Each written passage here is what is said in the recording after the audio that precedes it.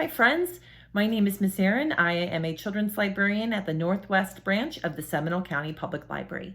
Today I'd like to read a book.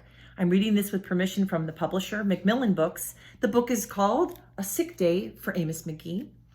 It is written by Philip C. Stead and illustrated by Erin Stead. And it is also a Caldecott winner. Amos McGee was an early riser. Every morning when the alarm clock changed, he swung his legs out of bed and swapped his pajamas for a fresh pressed uniform. Where do you think he's going?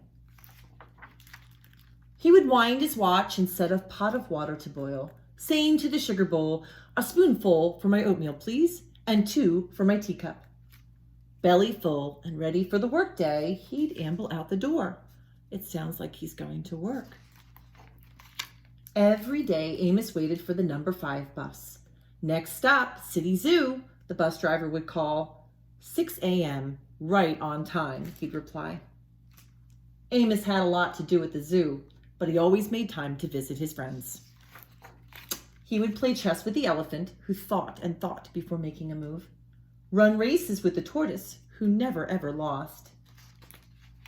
Sit quietly with the penguin, who was very shy. Lend a handkerchief to the rhinoceros, who always had a runny nose. And at sunset, read stories to the owl, who was afraid of the dark. One day, Amos awoke with the sniffles and the sneezes and the chills. He swung his achy legs out of bed, curled them back again, and said, "Ugh, I don't think I'll be going to work today." Meanwhile, at the zoo, the animals waited for their friend. The elephant arranged his pawns and polished his castles. The tortoise stretched his legs and limbered up. The penguin sat patiently, all by himself. The rhinoceros worried that his allergies were worsening. The owl perched atop a tall stack of storybooks, scratching his head with concern. Where is Amos? The animals wondered.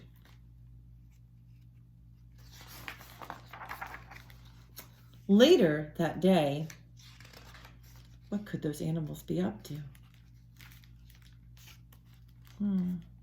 They're waiting for something, aren't they?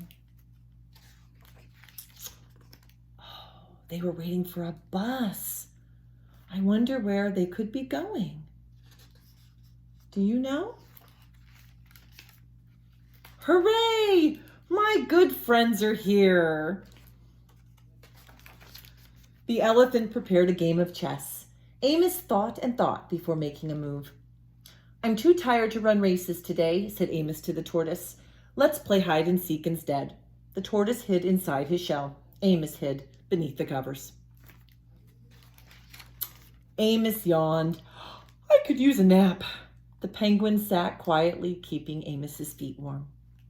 Achoo! Amos awoke with a sneeze. The rhinoceros was ready with a handkerchief. "I'm beginning to feel much better, thank you," said Amos to his friends. He swung his legs out of bed. "Perhaps we'll share a pot of tea."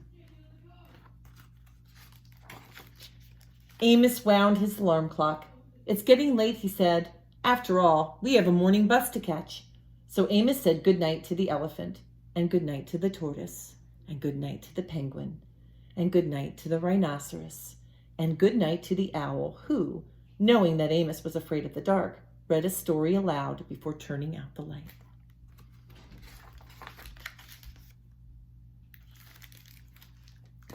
So I hope you enjoyed hearing that book as much as I enjoyed reading it to you. And until next time, I will see you soon.